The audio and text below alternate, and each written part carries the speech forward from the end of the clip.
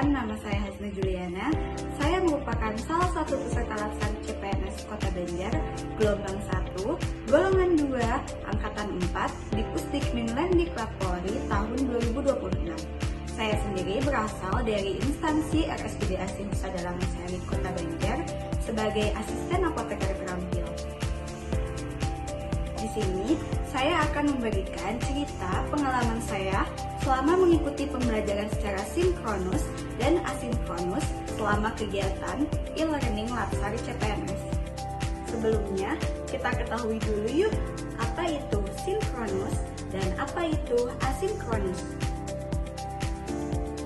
Sinkronus adalah proses belajar yang dilakukan secara langsung atau real time antara pengajar dan peserta didik. Jadi, saat proses pembelajaran itu ada komunikasi dua arah secara langsung, sehingga peserta bisa langsung bertanya dan berdiskusi dengan pengajar.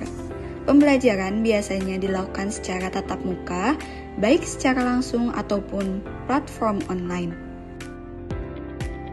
Sedangkan asinkronus merupakan proses belajar yang dilakukan tidak secara bersamaan dalam waktu yang nyata atau tidak real time. Pengajar dan peserta didik tidak harus online di waktu yang sama. Peserta bisa belajar kapan saja dan di mana saja.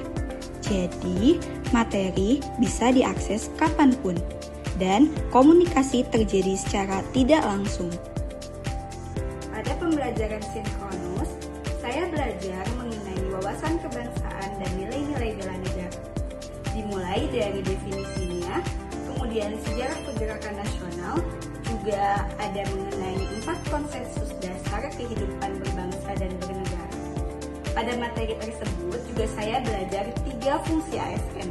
Yang pertama, ASN sebagai pelayan publik, kemudian yang kedua ASN sebagai pelaksana kebijakan publik, dan yang terakhir ASN sebagai perekat dan pemersatu bangsa. Selain itu, saya juga belajar mengenai 5 poin dalam nilai dasar bela negara. Yang pertama, cinta tanah air, kemudian sadar berbangsa dan bernegara, selanjutnya setia pada Pancasila sebagai ideologi negara, yang keempat, rela berkorban demi bangsa dan negara, dan yang terakhir adalah kemampuan awal bela negara.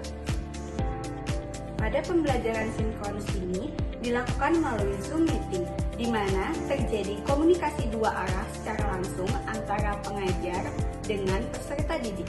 Pada pembelajaran asinkronus, saya ditugaskan untuk membuat sebuah video mengenai implementasi nilai-nilai bela negara. Dan juga saya ditugaskan untuk membuat sebuah video mengenai resum pengalaman selama mengikuti kegiatan MOOC, yang selanjutnya akan diunggah melalui akun YouTube masing-masing. Setelah diunggah pada akun YouTube masing-masing, link dari YouTube tersebut akan disubmit pada akun LMS masing-masing dalam bentuk Word. Dari kegiatan pembelajaran tersebut, banyak sekali manfaat yang saya dapatkan, yaitu pengetahuan saya mengenai wawasan kebangsaan dan nilai-nilai bela negara semakin bertambah dan semakin baik.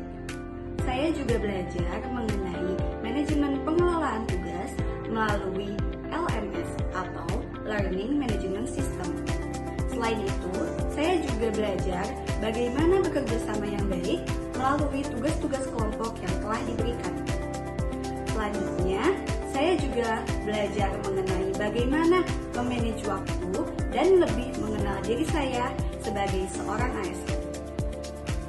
Pada pembelajaran hari ini, yaitu analisis isu-isu kontemporer, di mana saya belajar mengenai isu-isu strategis kontemporer. Di antaranya ada korupsi, selanjutnya narkoba, terorisme dan radikalisme, lalu money laundering, proxy war, dan kejahatan mass communication yang terdiri dari cybercrime, hate speech, dan hoax. Di mana dalam pembahasannya yaitu mengenai definisinya, kemudian sejarahnya, pencegahannya, sampai pada teknik analisis isu. di mana teknik analisis isu ini dapat menggunakan teknik tapisan, kemudian mind mapping, selanjutnya fishbone diagram, dan yang terakhir adalah analisis SWOT. Terima kasih atas perhatiannya. Semoga kita selalu dalam keadaan sehat walafiat. Wassalamualaikum warahmatullahi wabarakatuh.